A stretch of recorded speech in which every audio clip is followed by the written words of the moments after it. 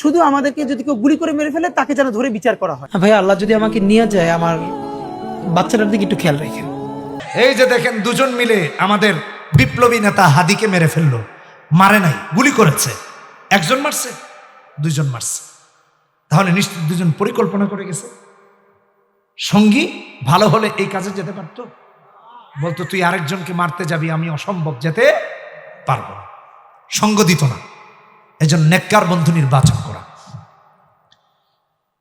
আমি বলতে চাই, আমাদের হাদি ভাইকে গুলি করে নাই, গুলি করেছে এদেশের সমস্ত মানুষের মাথায়, গুলি করেছে এদেশের সরকারের মাথায়, গুলি করেছে স্বাধীন সার্বভৌমত্বের মাথায়। এছাড়া আর কোথায় গুলি করেছে? দেশের মানুষ কোথাও নিরাপদ না। আপনি দেখবেন এদেশে যুগে যুগে ভালো মানুষের জায়গা হয় না। অফিসার পুলিশ যদি ভালো হয়, বদলি করে বান্দরবন পাঠিয়ে দেয়। কথা বলেন না কেন? সচিব যদি ভালো হয়, সচিবালয় থেকে সরিয়ে অন্য জায়গায় দিয়ে দেয়। অফিসাররা যদি ভালো হয়, অন্য জায়গায় দিয়ে দেয়, তদবির করে বের করে দেয়। এই দেশে দেশপ্রেমিকদের জায়গা হয় না। দেশপ্রেমিকরা গুলি খায় দেশের জন্য, দেশপ্রেমিকরা শহীদ হয় দেশের জন্য, আর দেশের নেতৃত্বে বসে থাকে চোর, বাটপার, মদখোর, গাঁজাখোর, ইয়াবাখোর, মাদকের যারা লাইসেন্স দেয়, যারা খুনিদেরকে জেলখানা থেকে বের করে দেয়, ওদের জায়গা হয়। সব মানুষের জায়গা হয় না কেন? আপনাকে আমাকে ঐক্যবদ্ধ থাকতে হবে। আমরা সৎ লোকের শাসন চাই। মদখোর, গাঁজাখোর, ইয়াবাখোর এমন নেতা আমরা দেখতে চাই না। সারাদিন মদ খেয়ে টাল থাকবে, সে নিজেও জানে যে তার সামনে সাংবাদিক আসবে, সেখানেও তার চোখ লাল, মনে হচ্ছে টাল মাত্র, এখনো মাদকের নেশা তার থেকে কাটে নেই, তারপরও নির্লজ্জের মতো সাংবাদিকদেরকে সাক্ষাৎকার দিয়ে দিচ্ছে। আর দেশের প্রথম শ্রেণীর নাগরিক যারা নেককার, বন্ধু নির্বাচন করবেন যারা আলেম, দিনদার, পরহেজগার, তাদেরকে দেখা হয় সমাজের সবচেয়ে অবহেলিত চোখে। কথা বলেন না কেন? ঠিক কিনা বেঠিক? প্রথমত ইসলাম কি বলেছে? সূরা আনফাল খুলে দেখেন, আল্লাহ রাব্বুল ইজ্জত ওয়াল জালাল 13 নম্বর আয়াতে বলেছেন, ওমাই ইউশাকিল্লাহ ওয়া রাসূলহু ফাইন্নাল্লাহা শাদীদুল ইকাব। 13 নম্বর আয়াতে সূরা আনফালে। সূরা তাওবায় আল্লাহ 63 নম্বর আয়াতে বলেছেন, মান ইউহাদিদিল্লাহ ওয়া রাসূলহু ফাআন্না লাহু নার জাহান্নাম। আল্লাহ রাব্বুল আলামিন কোরআনে কারীমে সূরা আহজাবে 57 নম্বর আয়াতে বলেছেন, ইন্নাল্লাযীনা ইউযুনাল্লাহ ওয়া রাসূলহু লা'নাহুমুল্লাহু ফিদ দুনিয়া ওয়াল আখিরাহ। আল্লাহ এদের উপর অভিসম্পাত করেছেন, লানত করেছেন। সূরা বাকারাতে আল্লাহ রাব্বুল ইজ্জত ওয়াল জালাল 217 নম্বর আয়াতে বলেছেন, ওমান ইয়ারতাদিদ মিনকুম আন দীনিহি ফায়ামুত ওয়া হুয়া কাফির। যেই ব্যক্তি এই কথা বলে মারা যায়, অর্থাৎ মুরতাদ হয়ে যায়, আর মুরতাদ অবস্থায় মারা গেলে সে কাফের হয়ে যায়। যে মুরতাদ হয় সেও কাফের। আমি সুস্পষ্ট ভাষায় বলতে চাই, কারো বাবাকে গালি দিলে তার গায়ে লেগে যায়, সন্তানকে অপমান করলে গায়ে লেগে যায়।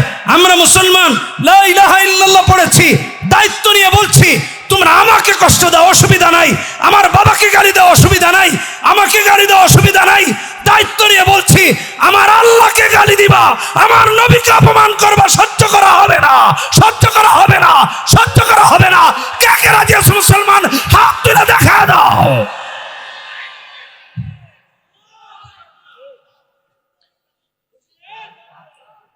এজন্য সাবধান হন। যার যা মন চায় তা বলতেছে, যার যা মন চায় তা বলতেছে। সারা পৃথিবী দেখেছে আমাদের দেশটা দুই ভাগে বিভক্ত হয়ে গেছে।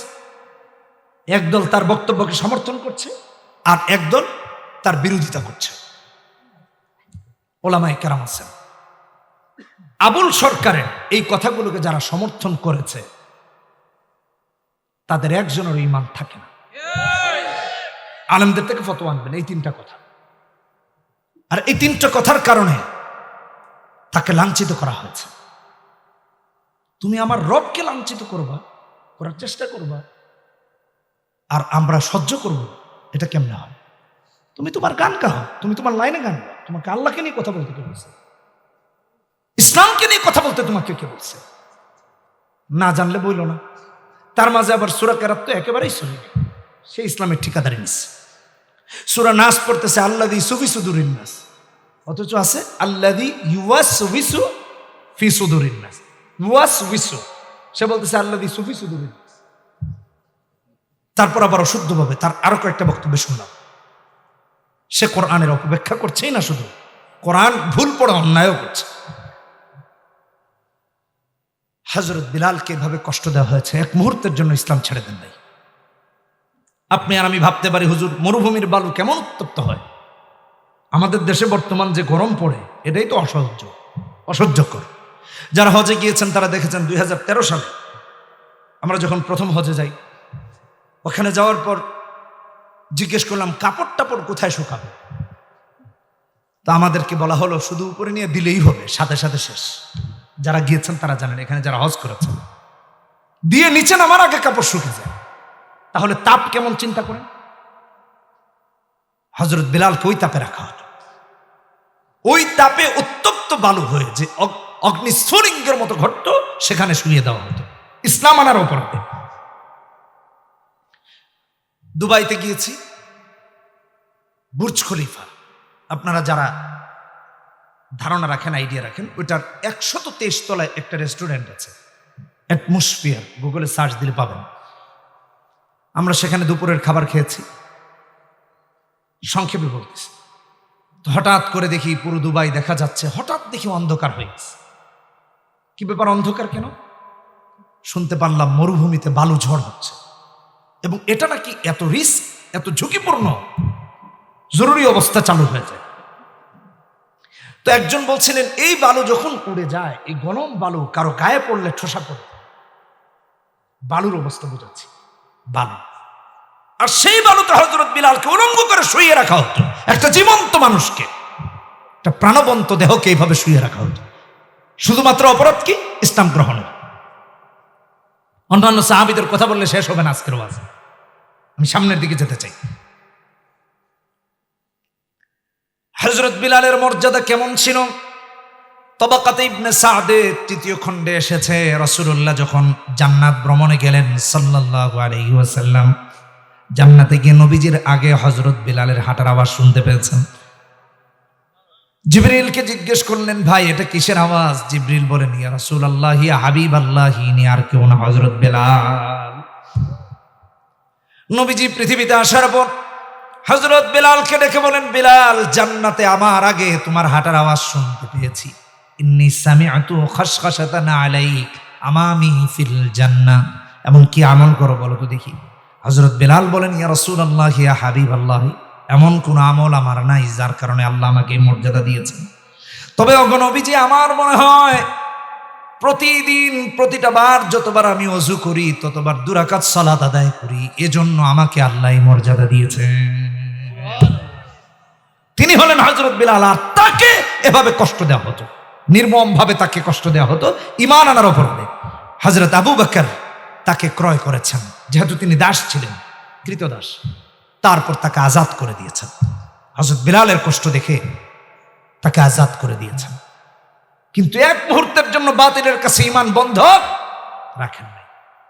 আর আমরা এখন 1 প্যাকেট ভ্যানসন সিগারেটের কারণেই ঈমান শেষ। বাস্তবতা বলছি, সামান্য মর্যাদার লোভে পড়ে সব শেষ। এমপি হওয়ার জন্য, চেয়ারম্যান হওয়ার জন্য, মেম্বার হওয়ার জন্য। কেমন মুসলমান হয়েছে আপনি আর আমি? কি নিয়ে আল্লাহর কাছে দাঁড়ান? ঈমানের উপর অবিচল থাকার জন্য 5টা বিষয়ে সচেতন থাকার জন্য বলেছিলাম। তার 1 নাম্বার হলো কোরআন সুন্নাহ আঁকড়ে ধরা। লম্বা হয়ে গেছে আমার ভাইয়েরা। 2 নাম্বার হলো আল্লাহর কাছে বেশি বেশি করে দোয়া করা। কার কাছে? আমার আল্লাহ সূরা আল ইমরান 9 নাম্বার পৃষ্ঠা, হিফজুল কোরআন 3 নাম্বার পারা 8 নাম্বার আয়াতে দোয়া শিখিয়েছেন। রব্বানা লা তুজিগ কুলুবানা বা'দা ইয হাদাইতানা ওয়া হাব লানা মিন লাদুনকা রাহমাহ ইন্নাকা আনতাল ওয়াহ্হাব। এজন্য সবাই দোয়া করব কার কাছে? আল্লাহর কাছে। সবাই পড়েন রব্বানা, আরো জোরে, রব্বানা লা তুজিগ কুলুবানা বা'দা ইয হাদাইতানা ওয়া হাব লানা মিন লাদুনকা রাহমাহ ইন্নাকা আনতাল ওয়াহ্হাব। এই দোয়া বেশি বেশি করে পড়বেন, মুখস্থ করবেন। নবীজি আল্লাহর কাছে এই জন্য ঈমানের উপর ইস্তেকামত, দিলটা যেন ইমানের উপর অবিচল থাকে, এই জন্য সবসময় দোয়া করতেন। 2290 নম্বর হাদিসে আসছে তিরমিজিতে, নবীজি দোয়া করতেন, ইয়া মুকাল্লিবাল কুলুব সাব্বিত কলবি আলা দীন। ইয়া মুকাল্লিবাল কুলুব, সবাই পড়েন, ইয়া মুকাল্লিবাল কুলুব, বলেন ইয়া মুকাল্লিবাল কুলুব সাব্বিত কলবি আলা দীনিক। তাহলে দুইটা দোয়া কমন, খুব সহজ। রব্বানা লা তুজিগ কুলুবানা বা'দা ইদ হাদাইতানা ওয়া হাব লানা মিন লাদুনকা রাহমা। কারণ অহংকারীরা আল্লাহর কাছে দোয়া করে না, ওরা গিয়া পা চাটে নেতাদের। ও পা চাটবে মন্ত্রী হওয়ার জন্য, সে পা চাটবে এমপি হওয়ার জন্য, সে পা চাটবে এলাকায় একটু মাস্তানি গুন্ডামি করার জন্য। কথা বলেন ঠিক কিনা বেটি? কিন্তু রবের কাছে দোয়া করবে না। যে রবের কাছে দোয়া করে সে কখনো নেতার পা চাটে না, সে কখনো মন্ত্রিত্বের জন্য কারো পা চাটবে না। কারণ সে চাইবে কার কাছে? জোরে বলেন কার কাছে? আল্লাহর কাছে। এজন্য ভাইরা আমার, আমরা চাইবো কার কাছে? একমাত্র আল্লাহর কাছে, আর কারো কাছে না। নবীজি এই দোয়া বেশি বেশি করতেন, ইয়া মুকাল্লিবাল কুলুব সাব্বিত কলবি আলা দীনিক। এই দোয়াটা করবো তো ইনশাআল্লাহ। তাহলে কয়টা বিষয় গেল? মনে রাখতে হবে দুইটা। এক নাম্বার, কোরআন সুন্নাহ আঁকড়ে ধরা। কিরকম আঁকড়ে ধরা এটা বুঝিয়েছি এতক্ষণ। 2 নাম্বার হলো আল্লাহর কাছে দোয়া করা, যেন ইমানের উপর অবিচল থাকতে পারি। 3 নাম্বার হলো আমার ভাইয়েরা, সঙ্গী নির্বাচন করা, নেককার, পরহেজগার, দিনদার, আমানতদার, নামাজি, ইনসাফগার, বেনামাজি, মদখোর, গাঁজাখোর, ইয়াবাখোর না। ঠিক কিনা বেঠিক জোরে বলুন? এখনকার সমাজে তো বন্ধু নির্বাচন করে চোর বাটপার। ঠিক কিনা বেঠিক জোরে বলেন? মদখোর, ইয়াবাখোরদেরকে বন্ধু বানায়। কি দুঃখজনক! কাহারে সমাজ নষ্ট হয়েছে, কিভাবে চিন্তা করা যায়? গত মাসের একটা ঘটনা, একটু ভালো করে মনোযোগ দিয়ে শুনেন। গুলশানের এক মসজিদে মাগরিবের নামাজের জন্য ঢুকেছি, একটা কোয়ার্টারের মসজিদ। আজান হয়ে গেছে, নামাজে ঢুকবো, যেহেতু ওয়াক্ত অল্প থাকে। আর আমি তো মুসাফিরও না, ঢাকা শহরে। 2 ছোট বাচ্চা মসজিদের সামনে গেটে, সিঁড়ির সামনে, কেচে গেট, তার আগে সিঁড়ি, সিঁড়ির আগে একটু জায়গা আছে, তারপর 3টা বা 4টা সিঁড়ি, আল্লাহ ভালো জানেন।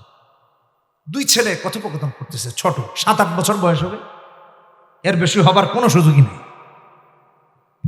আর হয়ে থাকলে আল্লাহ যেন আমার মাফ করেন।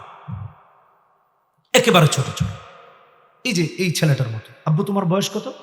তোমার তোমার তোমার বয়স কত? এই দেখছেন 8 বছর। তোমার পিছর জনের 10। আচ্ছা, এই যে ওদের মতোই দেখতে। তো এমত অবস্থায় একটা মোটা, একটা চিকন, একটা মোটা আর একটা কি চিকন। চিকন বন্ধুটা তার মোটা বন্ধুকে বলতেছে, চল নামাজটা পড়ে আসি। 7-8 বছরের বাচ্চা তার বন্ধুকে বলতেছে, চল দোস্ত নামাজ পড়ে যাই। আমি দেখে আশ্চর্য হয়ে গেলাম, আর এইটুক বাচ্চা নামাজের কি বুঝে? তার উপর শরীয়তের বিধিবিধানই তো আরোপিত হয় না, তার তো গুনাহ নাই, মাসুম।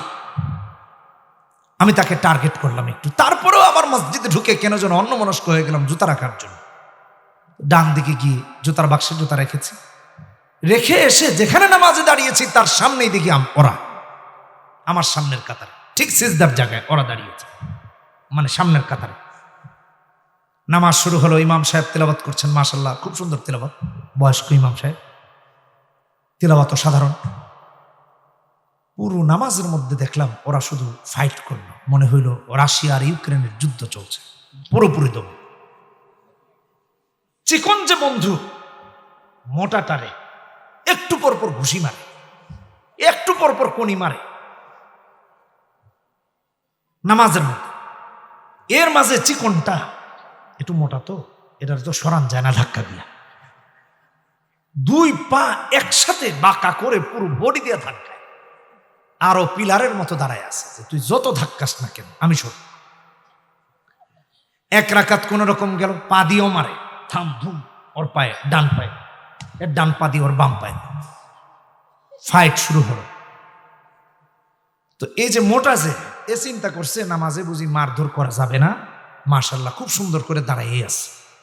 প্রথম রাকাত খুব ধৈর্যের সাথে পার করছে, দ্বিতীয় রাকাতের অর্ধেক মোটামুটি হয়েছে, দেখে যে আর পারতেছে না, হঠাৎ করে হাত ছাইরা কই তোরে যে একটা দিব না, মনে হয়েছে যদি সত্যিই দেয় তাহলে যে কই গিয়ে উড়ে পড়বে আল্লাহ জানে। মানে অবস্থা এমন। কিন্তু আমি এই কথা বোঝাতে চাচ্ছি না, নামাজ শেষ হলো, আমার ইচ্ছে ছিল ওদের সাথে একটু কথা বলবো, মানে শাসন না বা অন্য কিছু না, জাস্ট বোঝানোর জন্য যে তোমরা দুজন কত ভালো বন্ধু, তোমাদের ভালো ফ্রেন্ডশিপ, তোমরা মসজিদে এসেছো, আরো সুন্দর করে নামাজ পড়বা, আজকেরটাও সুন্দর ছিল, যাই হয়েছে এটা বা সুন্দর ছিল, বোঝানোর জন্য। কিন্তু পেছন থেকে তাদের এক গার্ডিয়ান দেখলাম ডেকে নিয়ে গেছে, আর বলতে পারিনি। কিন্তু আমার বোঝানোর উদ্দেশ্য এটা না, আমার বোঝানো কোরআনে কারীমের একটা আয়াতের ব্যাখ্যা, ইয়া আইয়ুহাল্লাযীনা আমানুত্তাকুল্লাহা ওয়া কুনু মা'আস সাদিকিন, সূরা তাওবার 119 নম্বর আয়াত। আমি যে কথা বলতে চাচ্ছি, নেককার বন্ধু নির্বাচন করা।